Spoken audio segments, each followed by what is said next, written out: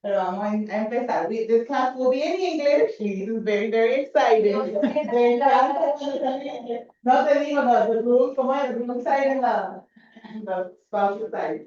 Bueno, so good morning. Thank you everybody for coming. I think everybody knows me, but I am Rebecca from Apple Tower Title. And today we're going to start our part one of a two-session class regarding title reports.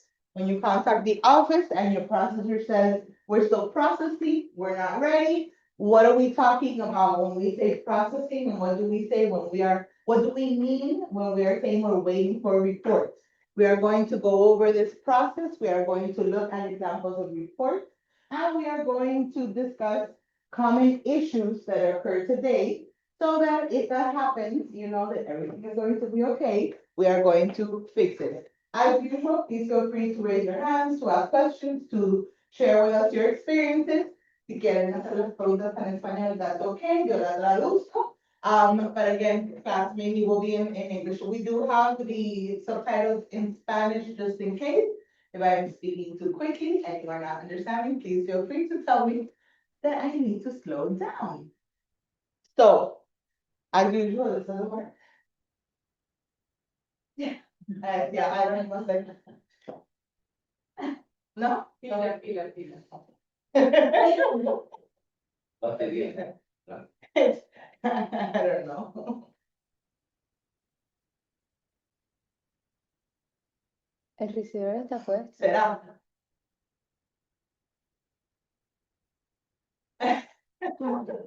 I mean, if si esto funciona, then that works too, but how do I get this one to? ¿Necesitas altura? Sí. Here we go, here we go. Oh, Daria. Okay, I got this story. So we're gonna be talking about the basic orders during the Esto lo puedes processing sacar y stage. poner de nuevo. And today, this part one, we're going to focus on title commitment. We're gonna talk about the requirements that come up in the title commitment that typically the title company is attempting to clear some way or another. We are going to talk about exceptions. We're going to look at the difference between title defects and title issues, because believe it or not, they are different.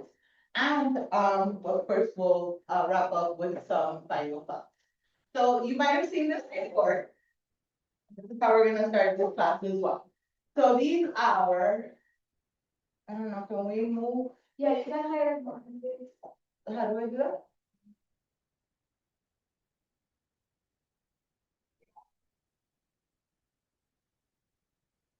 Someday I will learn how to use PowerPoint properly and share. And it's not true. Okay. Hi. Okay. Okay. I guess, yeah, put it aquí abajo, in the black portion down here.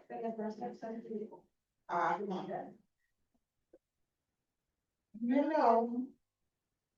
No.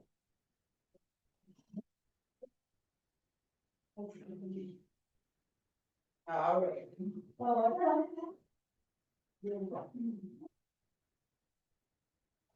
Okay, so this is where we will be starting today. So when you send your contract, and remember that for a file to start up with any company, the first thing that you need to do is send the fully executed residential contract, right? Or well, commercial doesn't matter, purchase contract, right? And you're gonna send it to your title company, and with the executed contract, your title company is going to open the file and request title reports, which is what we're calling all of these things. What are the title reports? The title insurance commitment, the lien search, a stop letter if there's an HOA, and then there's other things that we do to clear titles, such as requesting a payout, getting a survey, and these things will be determined by the specific property that we are working on. Why is the title process the same for all transactions, whether it is a lender finance transaction or not? This is the answer to that. Oh, but it's cash, can I close next week? No. Why? Because I still have to do all of this regardless of there being a lender or not. And then these are time frames, of course. I may be able to get something quicker, but these are general time frames that we use to give you a good idea of what might happen for you to close. So a title commitment can take about 5 to 7 days for us to get it. Lien searches can take up to 2 weeks. There are cities that take up to 30 days to send a lien search. Estoppel letters take about 2 weeks as well. Again, there are associations that take about 30 days for them to give an estoppel letter. And please remember that condo approvals or HOA approvals can take up to 30 days as well. So if there is an association, you agents want to talk to the association as soon as possible so that we are having these timeframes set and we know what to look for. If the association says the estoppel letter takes 30 days, are we closing in 2 weeks? No. And there's nothing that we can do about that. So it's important for us to have the proper information so that we can set proper expectations, for all the clients, okay? Sometimes there's agents that'll tell the client, oh, no, don't worry about it, we'll figure that out. There's nothing to figure out, you don't control the association. Don't tell them we're closing in 2 weeks, that you're gonna make it happen, because then what's gonna happen in 2 weeks is that we're gonna go, oh, I'm so sorry, I don't know why you thought we were gonna close today. We're gonna close in 2 more weeks, and then they're gonna think that something is wrong. We don't want them to think there's something wrong, it's not wrong, just everybody works at their own pace. So be very mindful that every report and everything that you need for us to close takes time frames. That it is not the title company that is preparing them effectively, that we're requesting the information from a third party and that no one controls the third party. You can call me, my stuff I can do quicker. My stuff I can tell you, I'm gonna figure it out today. But if I'm waiting for a city or an association or a lender to give me a report, I need to wait for the information from the appropriate party. Payouts usually they take a few hours, those aren't that bad, but there are banks that will take up to 10 days to give you a payout. So again, we just need to be mindful of the specifics of that transaction. Surveys take between 5 to 7 days as well. All of this could be, again, before, but all of this could also take longer. So we need to, look into the specifics when we get the contract. A lot of times you say, oh, but give me an estimate before we even have the contract. There is no estimate without the contract because I don't know what these specifics are. I don't know if they have a lender that takes 10 days. I don't know if this is one of the associations that is going to take 30 days without actually reaching out to the individuals and getting the information. Bien? More or less? Everybody with me? So why all these searches? What's going on? And we've talked about this before as well. The title commitment, which again is going to be our main focus today, is going to be a result of the title search. We call it the title search, we call it the title abstract. On your settlement statement, it says title search, title abstract. This is what it means. And this is underwriting, my underwriter, right? Title underwriter, going into the public record and finding anything that is recorded that is impacting the actual property. A mortgage that was recorded, a lien that was recorded, a deed that is recorded that might change the title holder of record. Anything that is in the public record, literally public, that anyone could go online and find this document. But there's also other things we want to know. Not every violation to a code from the city is already a lien. Right, there may be a violation that still isn't reported in the public record, so that is why I'm going to need the lien search, because the city needs to tell me, hey, this isn't a lien yet, but there's a violation, and if it's not corrected, it may become a lien. And then that's something that I, as a title company, need to resolve as well. And then you as an agent need to want me to resolve as well, so that your client doesn't have issues.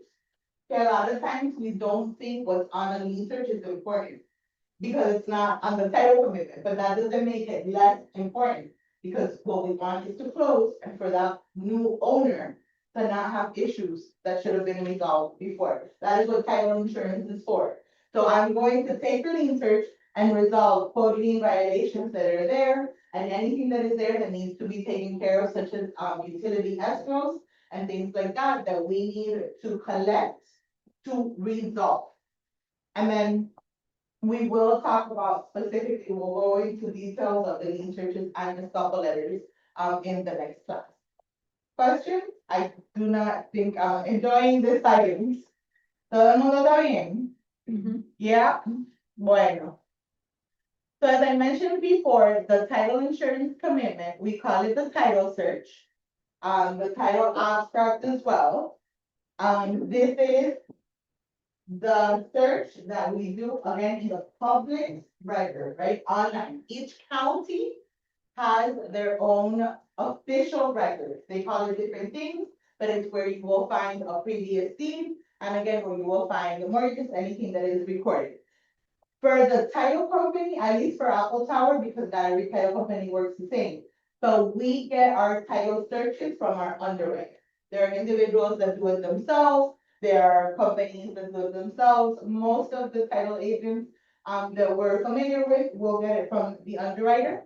And the title commitment is going to be my checklist, I like to call it, of what I need to do to clear title and get your file closed. So for us as the title company, this is going to be the most important one because it tells me step by step what I need to do. And once I've completed it all, I am able to issue the title insurance policy that is going to protect the buyer should anything happen after closing.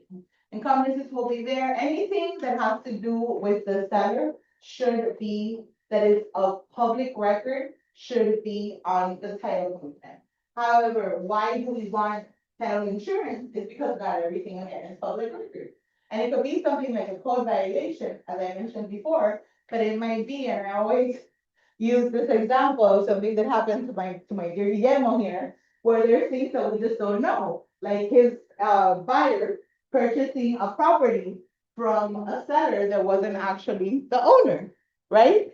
But this is the file, and we've all talked about this before. This is the person that was on title as a husband and wife. The husband died, but turns out that they were never married, right? So when the husband died, did she get the 50% of the person that was not her husband? Of course not, because the law does not work that way. So poor Guido, his buyer is all excited because his closing is on Monday. This is actually the way that it happened. It was on Monday, and that Thursday, when the seller sat down with her attorney to sign the seller docs, she said something like, "We're really married," and that blew up the closing. Of course, because when we're all working under the assumption that they're married, because title is husband and wife. But then when she says that to her attorney, we weren't there. I mean, he represents the buyer, we're the title company, she's represented by an attorney, but the attorney sat down with her client on her own. But when she says that, of course, the attorney says, "What do you mean? What do you mean you weren't married?" And then she goes, "Oh, no, we were never legally married. We just lived together for, I don't know, 30 years. And then, of course, what happens if two people are on title and it's just Guillermo Pineda and Amber Castro, and I'll kill myself and I die? What happens to my portion of the interest in the property? Who knows the answer? But you are married now. No, And what is the title of the 50%? that is the question. Then of the. No, that's the question. The answer is when there's two people on title without something extra, right? Without husband or wife or joint tenants with rights of survivorship, it's called the tenancy in common. Guillermo owns his 50%, Amber owns her 50%. If something happens to me, my 50% does not go to Guillermo. My 50% will go to a court, and the court will determine who my heirs are. Maybe the court ends up determining that my heir is Guillermo. But what happens when maybe it's not Guillermo? Or it doesn't even matter because you don't know who the owner is until that is determined in a judgment and an order from the court. So in this particular case, unfortunately, that meant that that contract that was signed by the one seller on title was really for only 50% interest of that property. Because we didn't even know who the other 50% belonged to. Wow. right? Yes, that's how he. I remember that Friday, the attorney called me and she said, well, we can close if you want to. She said, we don't have to say anything. We can just sign and leave everything like that. Obviously, putting the liability on us to make the determination if we wanted to ignore the 50% of the property wasn't really represented in our transaction. That would have been fraud. Yes. That would have been fraud, but it's a good example to understand why title insurance is so important. If that doesn't happen, where the lady, chuckles about how she was like, como un chicken. Como un chicken. How is it now?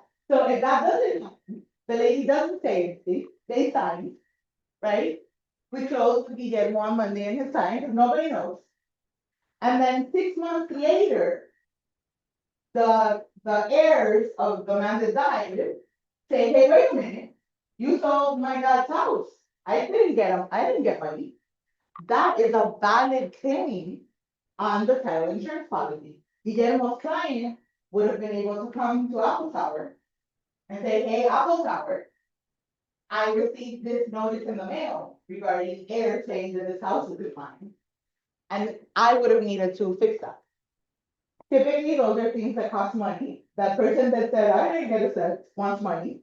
But that is what title insurance is for. Because believe it or not, there are things that we just do not know. There are things that we miss. There are things that we see on the commitment and somebody doesn't pay for it. Or it wasn't there because the examiner missed it and it's not on the commitment. But there are things, how are we supposed to know that the lady that is husband and wife is not legally married to the letter of that?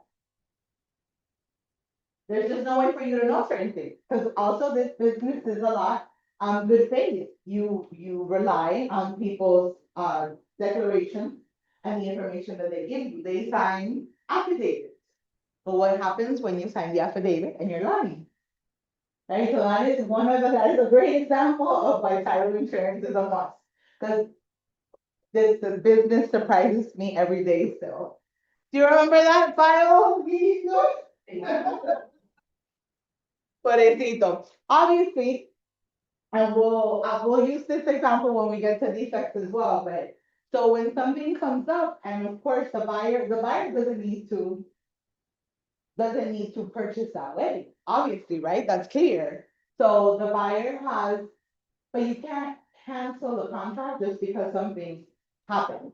What the contract will talk about, and we'll see it in the text, is that you can either, or you have to give them for title defects, that's a title. All of a sudden, there's a thing there in title that needs to be resolved in order for you to move forward. How do you resolve that problem? You go to court. You open a probate for the person that died. You determine who represents, who is the heir, who gets the house, and then who gets the house signs the contract for the 50%. However, that doesn't happen in a week, or 2, or 3, or 4. It takes several months for an easy probate to go through. So of course, in this particular case, they negotiated and they canceled the contract. But it's important for you to understand that you don't cancel the contract tomorrow because you didn't like something that happened. This is why you need to know what your contract says so that you are familiar with the exits that your client does have and you give them proper expectations. I have people that call with an issue and they say, oh, great, because I found a better house. Does not work that way. Don't cancel contracts just because. There are texts in your contract that tell you how to handle it, and we'll talk about that in a little bit. So our commitment specifically is gonna have these 3 sections. It's gonna have our section A is gonna be a summary of the policies that we are going to issue. And in a regular finance case, we're gonna have an owner's policy and we're gonna have a lender's policy.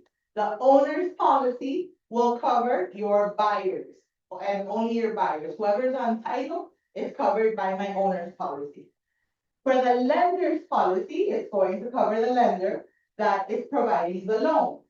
Very important, your lender's policy does not do anything for the owner. The owner's policy does not do anything for the lender. Why is that important? Because some people think that because the lender has a policy that they are somehow covered and sometimes opt out of having title insurance. That is never a good idea, never a good plan, because you don't want to not have coverage.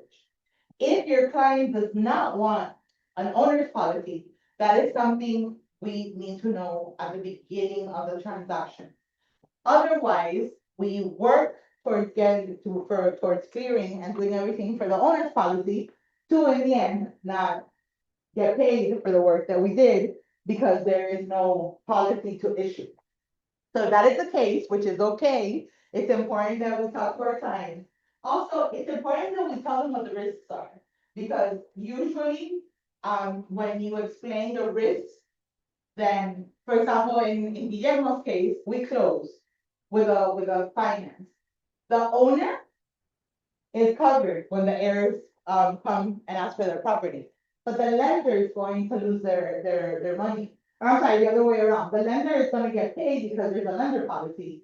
But Guillermo's client, who is now living in a house that is not really theirs, Guillermo has no coverage.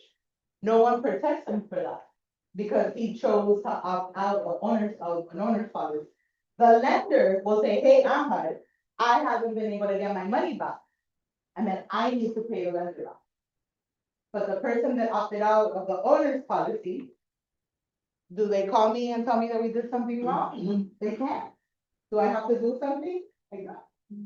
Okay, so it's very, very important for all parties to have their insurance, so they're covered. It's like the car at your house. If it's in somebody else's name, it's not gonna cover you. You need to be the insured for coverage. So in Schedule A, you're gonna see the policies that we are going to issue. Same thing, if it's a cash transaction, for example, there's no lender's policy. If your client is going to opt out of title insurance, that is a transaction that does not go through Apple Time. Because there's no point in the title company there. You're not clearing title, you're not issuing anything. So if your client, which this happens sometimes, if your client is purchasing but has no interest in title insurance, then that's something that we want to talk about at the beginning as well. Because then there's no need for reports, there's no need for surveys or payouts or anything. There's no point to it. There's no point because it doesn't matter. If something happens, you're not covered anyway. So I wouldn't clear title to be able to close. If it's time without title insurance, you can close tomorrow. But again, not through Apple House, not through any title company. To be honest, there's no purpose in there being a title company if title insurance is not being issued on a cash transaction. Everybody understand that? Yes, questions, comments? No? Alrighty, so in B1, right, A is our summary. B1 is going to be requirement. Hey, title company, there's a mortgage here, you need to pay it off. Hey, title company, there's a lien here from the city, you need to get a payoff and satisfy. Hey, there's a lien, you need a partial release. Hey, the owner, is Lidis, Lidis needs to sign a warranty deed to your new owner. And it says, point by point, what we need to do. I was gonna have in that language, but that's why each requirement means. And then in B2, you're gonna see the exception. I will see exceptions in just a minute. Oh, not that one, no, harder than that one. So in the B1, right, this is gonna be my requirements. And then these are examples, of course, but warranty deed from Miguel and Shakira, who are no longer together, to Henry and Meghan Markle. And then it'll have a note regarding joinder, the mortgage that we're going to insure. It's gonna give me specifics on how to do that. If there is, for example, recording the public record or release of satisfaction of mortgage in favor of, because they've identified there's already a mortgage and things like that. Again, this is where I'm going to see my standard stuff is I need a warranty deed. Of course, there's gonna be a mortgage on financing. There's gonna be an estoppel letter that I need, for example. Let me see if this example has. No, it talks about, for example, proof of payment of any outstanding assessments in favor of Broward County.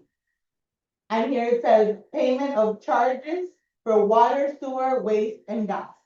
That's in the lead search. In the lead search, I see what the balance is with the city for utilities.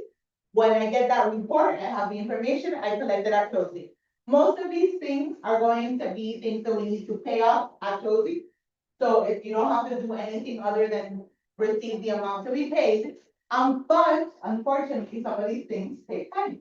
For example, a release of lien from the city can take up to 30 days. So there is a lien here that needs to be partially released for your particular property. A lot of cities charge, and they charge a lot, like they charge like $1,000 to give you the release. So the first thing is that we have to have a seller that understands that they need to go to the city and pay the $1,000. I'm not gonna pay the $1,000. Somebody needs to go to the city, pay the $1,000, and then in 30 days, the city provides partial relief. Again, things that are completely out of everyone's control. If the city tells you they are going to give it in a month, when are they going to give it to us? In a month. Do you or I change that? No. What can we do? Tell the client, this is the city lien, it needs to be released. Their procedure is that we need to pay upfront $1,000 and that they take up to 30 days. Okay, I want to close next week. Wonderful, but unfortunately, that's just not gonna happen. So let's set a new plan, let's talk about this and create a new plan so that we can be all on the same page.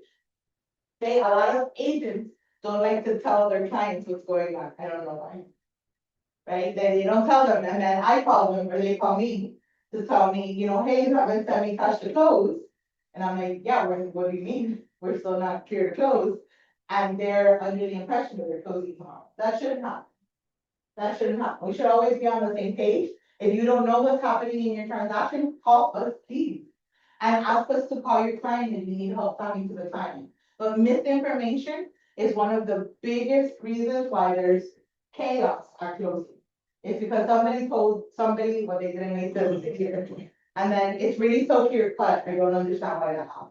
Lenders do that all the time as well. The loan officers provide information to the clients, I don't understand. The other day, it was actually a file from here, I don't know if the agent is here, I don't remember who the agent was. But we were at the, they came to the closing and we said, where's your spouse? And she said, no, what do you mean? My spouse isn't signing anything. And we're like, no, this is your primary home. We told you the spouse needed to be here. Where is your spouse? The answer was, oh, the loan officer told me that wasn't necessary. The title company has the ultimate word about everything that's gonna happen at closing. If someone else says something different than what you heard from us, please call us. Because that would have been a call that I would have received. I would have touched in the loan officer, we would have talked about it. But no one other than the title company can change what the title company is saying. Same thing with the amounts. Actually, it happened in this file as well. Cash to close was 65,000. Honestly, that's a made up number. So it was 65,000 and we received 55. So obviously, when we're putting everything together, we're short $10,000. Why? We look at it and we go, but we told her 65, where's the 10? Hey, señora, qué pena, you only said it's 55, what's going on? Oh, the loan officer told me that was the amount. Again, if somebody is telling you something different than what your closer at the title company is saying, please call us.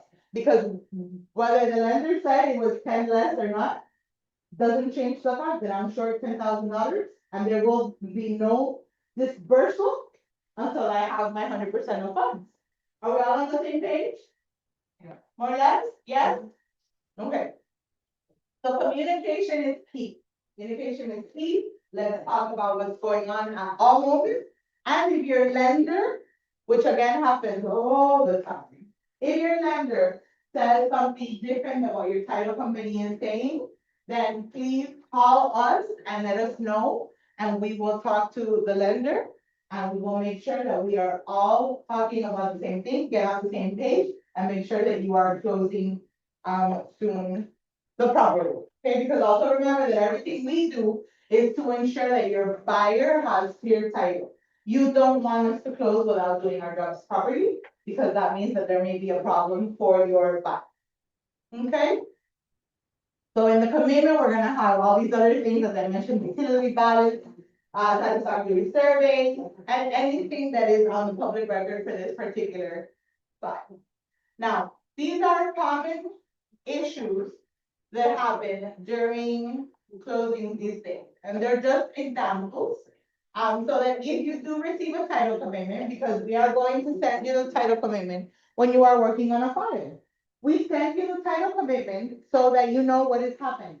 And when your client says, why are we closing tomorrow? We know what's pending. A requirement on the title commitment does not mean that there is a problem.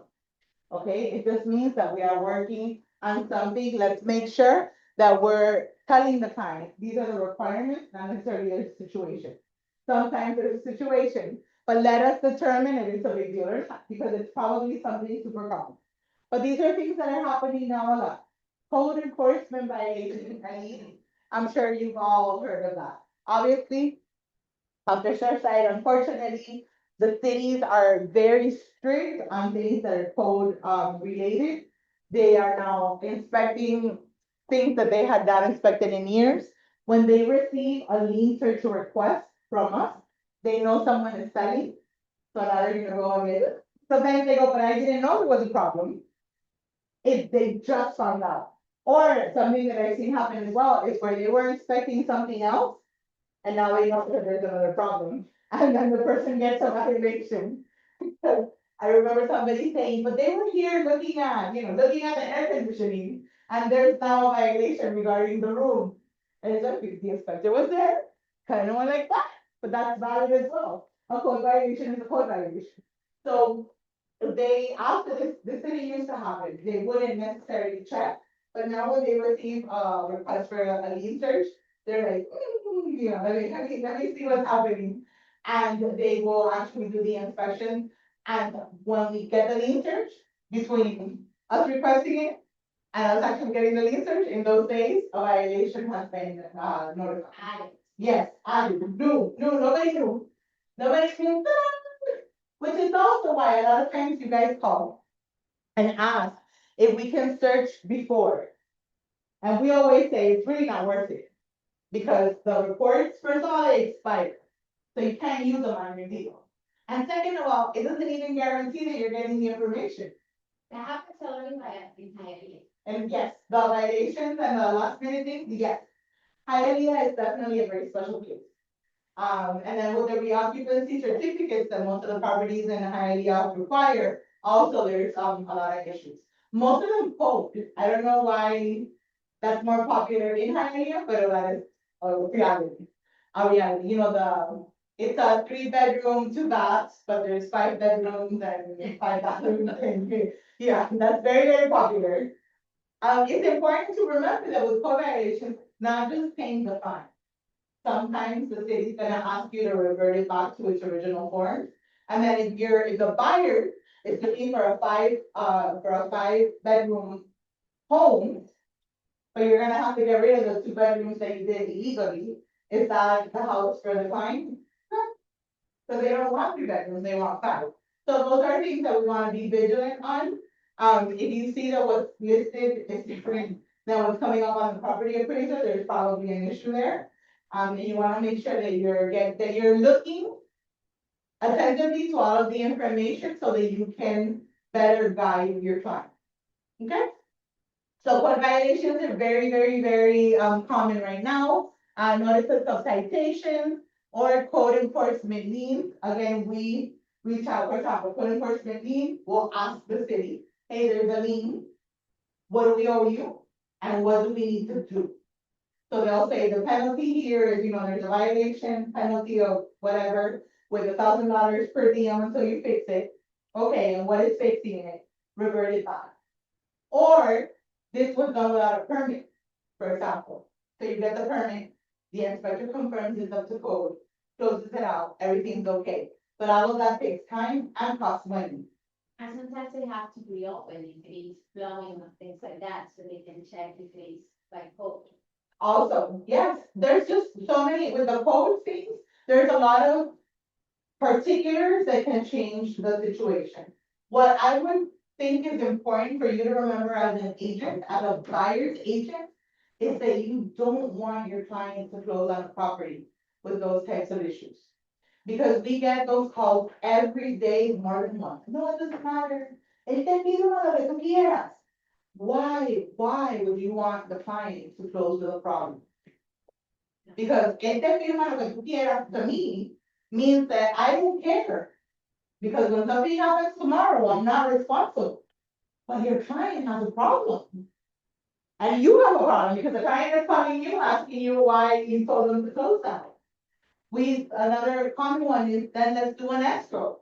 How do you know how much is due? Or, It could be more, and believe it or not, it happens. We have two files right now that the escrow that was held at closing does not cover the cost. So now the parties are arguing about who pays the extra. what happened when, this happens to me, a long time, it was, like one of my first transactions that they opened a permit, a company opened a permit, and never closed it, they permit, but then the company disappeared. Like, they went. Yep. So, they called an escrow, Mhm. some money, in order to close that. But, what happened when they cannot find the person that was in charge of that company? Believe it or not, that happens once in a A while. lot, yeah. Yeah. So then you need to hire a new contractor. Who's gonna charge you a lot of money, cause now they need to do everything from scratch. But you have to get somebody to go to the city, to figure out what the plans were, get it reopened, And then, do the inspection, da, da, da, da, da. But yes, because the contractor that comes in a situation like that says, your company disappearing is not really my fault. And I can't rely on this information that you have here, I have to do the work. So the person ends up paying twice for the thing. And yes, for example, we had one, I don't remember what the permits were about, but it was a $30,000 escrow. And right now, the charges are like 40 something. And then, the buyer is saying, hey, you haven't closed the escrow, the seller is saying, I'm not paying anymore. I already put 30 grand in escrow, and they're going back and forth about who pays the difference, so who pays the difference? it should be the seller, right? It depends on the escrow agreement, and then remember that in escrows, when there's a dispute, it goes to court. I don't interpret the agreement. Yo no te doy la razón, because you're my client. I go, I'm so sorry, but this needs to go to a court, because that's what the agreement says. And we're intermediaries, we don't do what you tell me because you're the one that brought me the file, there's regulation and law, it's an issue. We get that, comments, like, oh, but what do you mean, oh, but you were, oh, but, this is so clear. It's really not. It's really not, so we will always tell you, are you sure you don't prefer extending and getting this fixed? But a lot of times, the agents want to go slow. But it's important that if you decide to close tomorrow, that's okay, it's your decision to make. But if you decide that, you need to make sure that the client understands the risks. That there is unmeasurable costs that you have no idea if it's gonna cost $5 or if it's gonna cost $30,000. You don't know, you cannot guarantee the client that it's gonna cost $5. Don't make promises that you're not the one responsible on keeping. Okay, so just be careful, it's not that it can't be done. There are situations that will, of course, merit closing that way, but I would recommend very, very, very clearly that you wait. They wait and get it fixed so that you avoid issues. If the seller is the one that is not ready, they have to give you the extension. The problem for the buyer usually is going to be that there's a lender, someone who lock, the rate lock and things like that. And I understand that, but then maybe you as agents negotiate the extension and that the seller pays the lock extension. No, I mean, negotiate, that is your expertise. But make sure that when you're closing, you're protecting your buyer. Because the buyer is the one that is in the home with the plumbing issue. Your buyer is the one that's in the home with the city knocking on your door saying that there is a problem. They might know that they're not the responsible party to fix it, but they're in the home with the problem, with the letters, with the notices, and you wanna avoid that. You want them to close and to not call you again until they wanna purchase a new home. Or sell the one that they already purchased, right? So notice is super common. Corrective or other documents pertaining to previous owners are also, unfortunate. but they're common as well. Something in the 3 days ago, 3 Saturdays ago, they messed up on something. Or it was a married person and they signed by themselves. So there's what we call a cloud on title. If they were married, why didn't the spouse sign? The spouse had rights. What happened there? That's gonna require a document that now needs to be recorded in the public record to clear that up. So that the next person that sees it says, oh, they didn't sign because it wasn't their primary home, here's the note. Or, oh, oops, they didn't sign, and they should have, here's the document with their signature authorizing this. Those are obviously, I'm giving a really complicated example. Sometimes it's the same seller that will sign something to correct the record.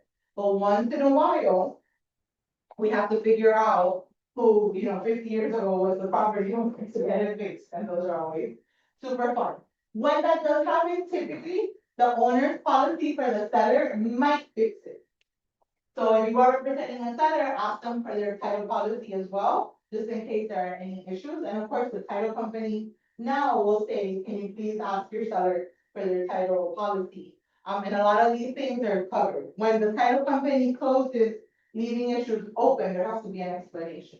It's covered under the policy, or then we're responsible moving forward. We can't move forward without addressing any of the issues that come up in the title company. You see that sometimes the name of the person appears that you have an issue on court and things like that. That is done also by the title. Why is that if what he's buying is a house? I mean, he has an illegal thing he won't be able to buy. So there are reasons why a person might not be able to buy, right? So for example, if you're in a bankruptcy, how are you able to purchase the property? Right? You started the bankruptcy, you're telling all the creditors that you don't have money to pay for it. And you're signing documents saying, I'm not gonna, I'm not gonna purchase anything, but you're buying a property. That's contradicting. This is an example of what could happen that says you can't move forward. However, that's typically not the case. When you see that on the title commitment, it's usually not your client. Yeah. It's Jose Perez. When you look at the record, Jose Perez, there's 500, the other day we were looking for Maria Guerrero. Obviously, the lady is, I'm making up the name, Maria del Carmen del Mar, blah, blah, blah, blah, blah, and we know that it's her. But when you look up Maria Guerrero, there's 500 judgments in the public record. So underwriting says, make sure it's not your client. And if it's not your client, which again is usually the case, they sign an affidavit. So if you see the judgment, don't panic. Typically, it won't be a problem. Even if there is a judgment that is for the person, a judgment, what we need is to pay it off. So if it's the seller is gonna get less money, but they owe money. So they can't be upset about, they might not want you to find out, but it's public record. So It's just, only financial things, not criminal things, like, criminal will come up as well. yeah. Restitutions, violation, like you'll see why they went to court. You'll see what, but I've never seen one of those. It was actually the person that we were closing with. I have had judgments that did belong to the person for a seller. And then for that, we need to call a creditor, get a payoff, pay it off. Once to me, the person was like, no, none of that is me. But then when I was looking at the judgment, it was social security number. Oh. I'm like, okay, this is you. So we do our due diligence as well. We'll review the documents, see what information is there. If it's the same name, it's the property address, the social security number, come on, But the underwriter won't determine that. They'll say, this is everything I found on Rosalinda. Tell me if it's your Rosalinda, or just give me the affidavit that says that it's not. And I will clear title and not even count with an affidavit, saying it wasn't my girl. Okay, but yes, those things you have to see them. Same thing with the judgments, because they want to get paid. That's why they report them and put it on the property, so that you don't sell without paying. Like that is the whole purpose. And then again, with the purchase ones, it's things like that. We just had a person saying that they didn't want to sign the documents because they were in bankruptcy. And she didn't understand why we were saying that she had to sign. They're like, oh, it's gonna mess up my bankruptcy. I'm like, I get that. But how are you purchasing a property if you are in bankruptcy? That doesn't make any sense. Only if the court allows it, you can do that. But if you're going into a procedure that is established by law, you have to follow the requirements in the law. It is what it is. If you can't meet the requirements, you shouldn't be doing that procedure.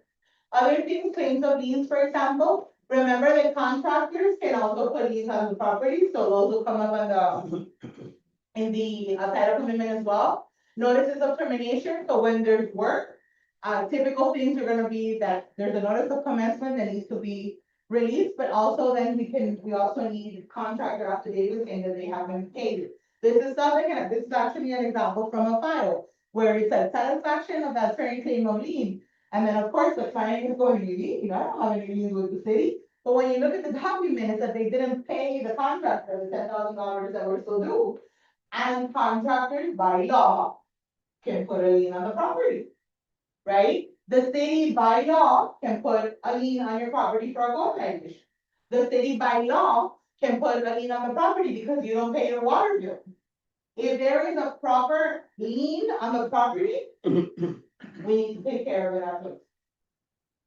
Okay, so sometimes people don't realize that these things convert into liens and that they're coming up on the title commitment, like, oh, but it's a credit card then. Why on earth would that impact the property? Because the lawyer went to court, got a judgment, and recorded a certified copy of the order, and that makes for a lien on the property. That's law. So people need to be careful. The open and expired permit is super common, as we mentioned before. Trustee was talking about an open permit in a file, but remember that open permits or permits in general are actually not title defects, and that is also super important. Which is why in your contract, you add language in additional terms that says that the seller is going to satisfy and close out any and all permits, because it is a contractual obligation.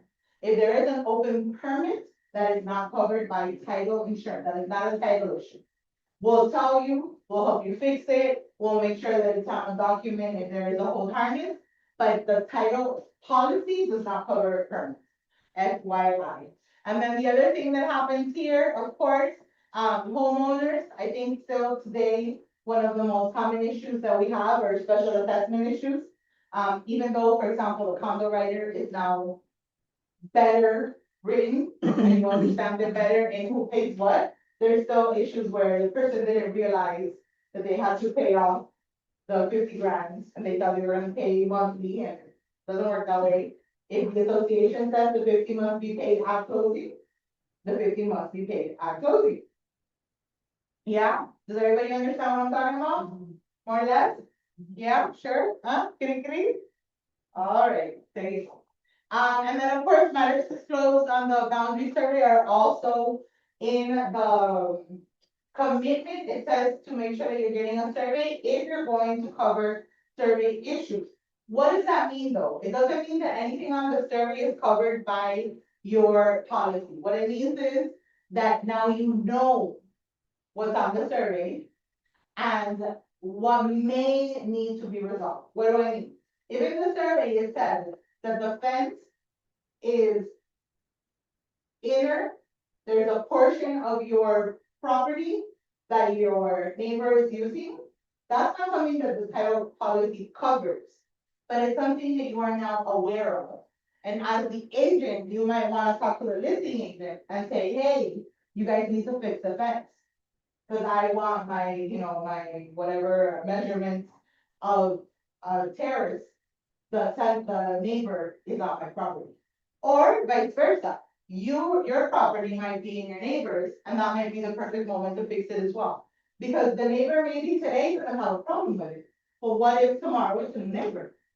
When the new neighbor comes and says, hey, your fence is in my property, move it, that is their right as well, and you want the buyer to know. So in the survey, there will be encroachments and easements and things that are marked. It's important to note those because those are not cured. Those are there. And the policy will say anything that a survey might have disclosed other than this. So if there's something new missed, that's covered. But the fence that's in the wrong place, the easement that's in the middle of the pool, those things are not covered. Those are risks that your client opts into when they accept the survey. That's why we send the report. You're supposed to look at the report, and the buyer does have exits if there are things that they don't want. If the survey you have in the contract, for example, it says that your client has 5 days after you receive it to say if there's something there. If it's an easement in the middle of the pool, they can't fix that. The pool shouldn't be there. So your client might have an exit of the contract, but again, you need to look at the report and make sure that you know what these exits are and that you're in contact with your brokers so that if you need support on getting out of the contract, or things like that, they can assist you, because those are tricky. Bien, maybe? So this is B2. And then these are gonna be the exceptions, the standard exceptions. These are easements, things that are already there that you can't make go away, right? There, FPL has an easement in the middle of the terrace. Their right was there before yours. Your buyer either purchases with that or doesn't. You can't fix that. You can't tell the seller, get rid of the FPL easement. So those are always going to be there, because that does mean that FPL can come and say, hey, you know that easement in the middle of your terrace? I'm gonna exercise my right and put up a pole. And you would think, oh my God, is that possible? It is. And make a hole in your backyard. Yes, and that actually happened to a client of ours that opted out of the survey. He didn't know that we had an easement there, and he literally had a light pole in his terrace. You And know? the same thing with the companies for the internet, that they enter into Mhm. and they did a tour but they, Also. Yes, yeah. they went to the patio and they put a new, ¿cómo se dice tapa? Mhm. And Like a shed. yes, and it's not going strong, it's like not even, and they leave it like that there.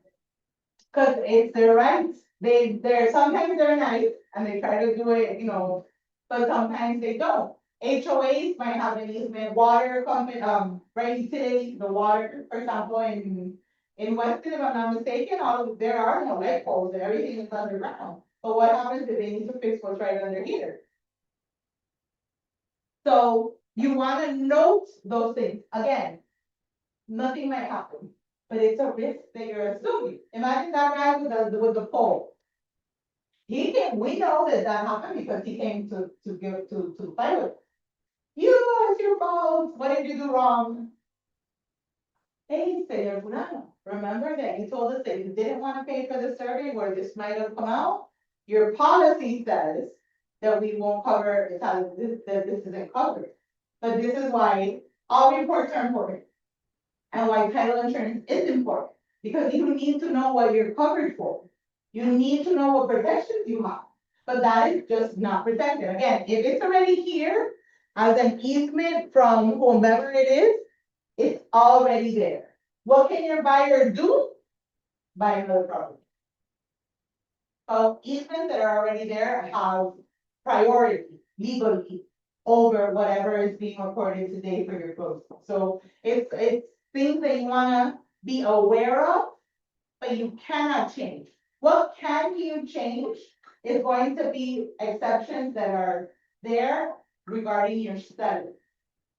For example, if here it says that as an exception is a mortgage that the seller owes, why would you close with an exception with somebody else's mortgage? That is a definite no-no. And that should never be here, but you also need to review the title commitments when you get them from the title company, because there may be something there that is unacceptable. And that is again why you need to know how to look at the reports. There are title companies that will do that will move a requirement to an exception, just to say that they're clear to close, and you'll clear and close with the exception there. Obviously, that does not happen in Apple specifically, I'm not saying that everybody does that, but I have seen title commitments for your files that aren't closing with us, and I've seen it happen to agents. So just be careful, if we're not the title company, make sure that you're looking at your reports when you are receiving them. So what does the contract say? And this is the part that I was saying, it's not as simple as saying, pues cancel. No, that's not the way that it works. When there is a title defect, what your contract says, this is the as is residential. What your contract says is that buyer has 5 days after receipt of the title commitment to examine and notify the seller in writing, specifying the defect that they are not okay with. And when that happens, it says that the seller shall have 30 days. So in Guido's case, it's not that when the lady said we weren't married, he could cancel tomorrow. That wasn't an option because nobody knew that that was a defect. The defect appeared that day. So as of that day, the contract says you have 5 days, buyers, to give notice to the seller. Yes, These documents also go to the seller at the same time that go to the buyer. the commitment, yes. But anyway, we have to tell them if there is anything that we want, that we have to. Yes, you, agent or buyer, needs to notify the seller. The title company doesn't do that, yeah. They receive also the document. Yes. Really are. But you're missing my point, and I want you to make sure, I wanna make sure that you understand this. It's not them receiving the commitment. The seller needs to receive notice, una notificación por escrito, saying, hey guys, according to my contract, it says that I have 5 days to put you on notice. Okay, conforme el contrato, te estoy dando la notificación de que tienes los 30 días para resolver esto, con lo cual yo no voy a cerrar. Pero notificación por escrito, you have to give notice in writing. If you don't tell them, no quiero, esto no ha pasado. This is gonna start, the 30 days is gonna start when you give notice. So if something is happening with your particular file, be wary of this text, which says you have 5 days, which is also important. If you don't say anything until day 15, you've lost the right to cancel for that. Okay? Si no notifican en los 5 días, ya no pueden cancelar por eso. Okay? So be very, very, very, very careful. 5 days to give notice, pay seller, no, I don't accept this. And then the contract says that the seller will have the 30 days to cure. If at 30 days that hasn't happened, then it says that you can extend, you can accept, or where's C, or you can terminate. But you must give them the 30 days. So for example, Guillermo again and his file. So now there's a title. Now we know we go back to underwriting and say, hey, if these people weren't married, what's the new requirement? And of course, the requirement is a probate is now necessary. So we give the new title commitment, and the seller says, hey, I'm not closing with an order of probate. Technically, he has to wait 30 days to be able to pass. Of course, that is where your expert negotiation skills come in play. Guillermo spoke to the other agents. They knew that in 30 days, they were gonna have a probate completed. So why make them wait? But there are sellers that will say, well, I'm not canceling. And will just to be mean, make you wait the 30 days. But it's important that you know that legally, you have to give them the 30 days. So be super nice, and be like, you know, you're not gonna get this done. Let my client go forward. Guillermo canceled, the person canceled, they said that it was okay.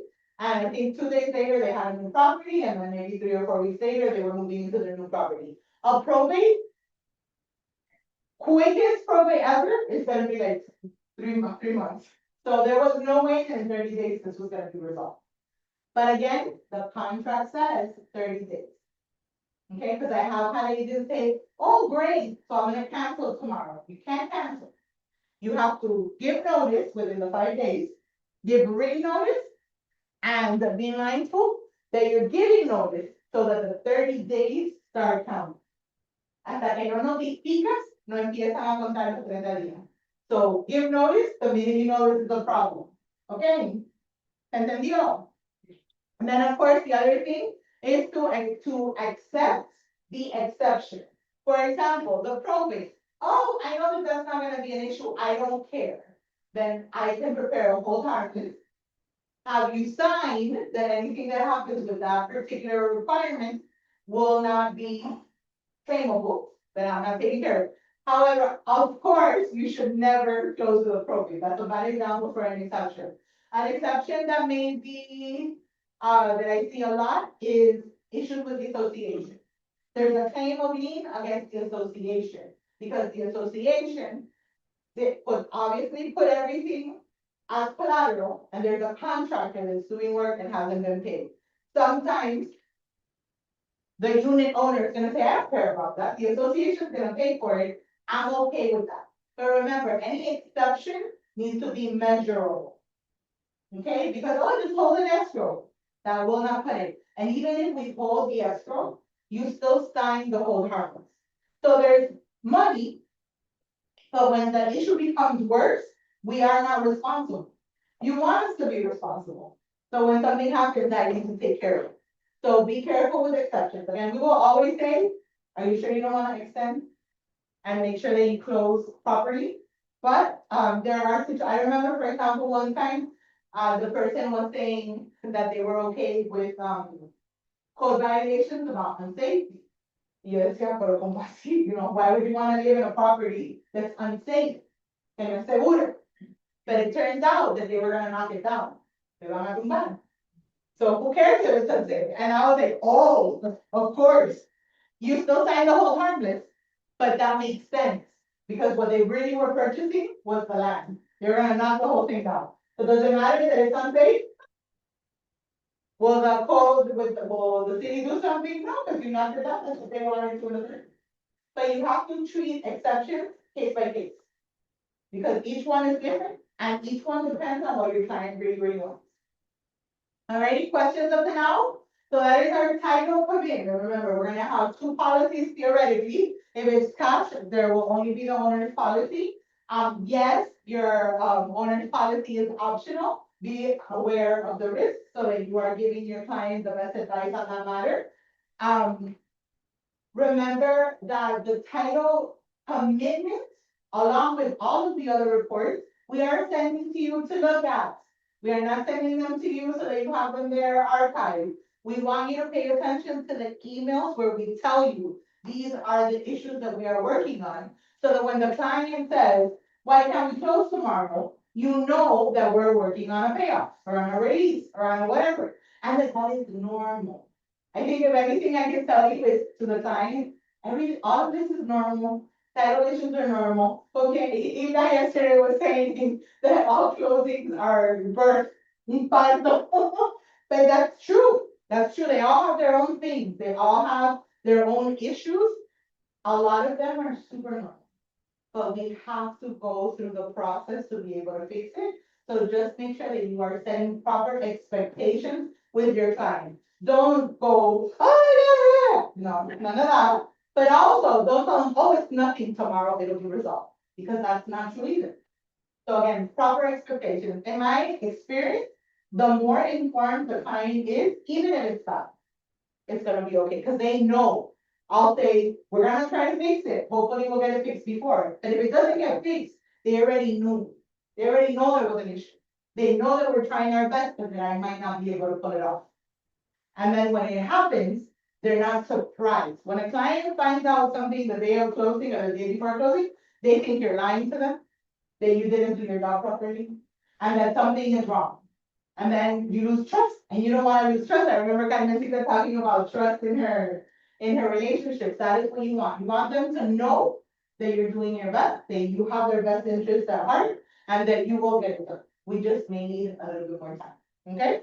So just final thoughts, remember that although you're not supposed to be experts reading your reports, you should be able to look at them, look at the exceptions, make sure that you understand what is happening with your transaction.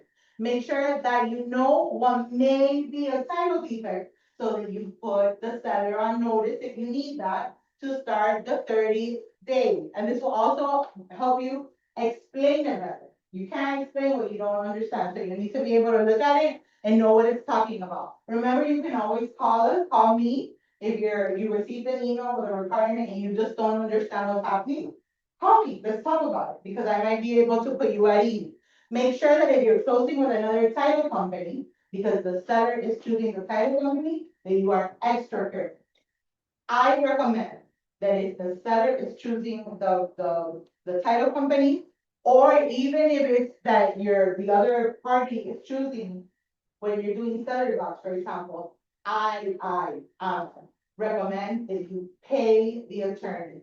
I recommend that you do not work with the title company that is representing the other party. You want somebody on your corner. And unfortunately, I can only speak for Apple Tower. So since I can't speak for every other title company, I would say pay the extra fee, have the attorney make sure that your client is well represented, okay? Obviously, if it's at Apple Tower can do everything and we don't do that. But I can't speak for anybody else, and I've seen it. I've had wider customers, agents call me and say, I know that I did close this with you, I'm so sorry, but could you please look at this for me? And when I look at it, say, I have to tell them, did you notice that there's a claim of lien in the exceptions? And of course, the answer is, whoop, that shouldn't be there, that shouldn't be there, there's things that should not be there. But then your client's not protected, because their policy is gonna say that that was an exception, so be very, very careful. Monitor your deadline so that you give notice in timely manner. Remember, 5 days after you receive the title defect, you get notice to start the 30 days. Always contact us if you need help. And of course, close your next file with Apple Tower. That is a possibility. Question? Alrighty, bueno, thank you, everybody. Oh, I don't think there's anybody here. ¿Alguna preguntita? Everybody good? Bye, Anna. 2 weeks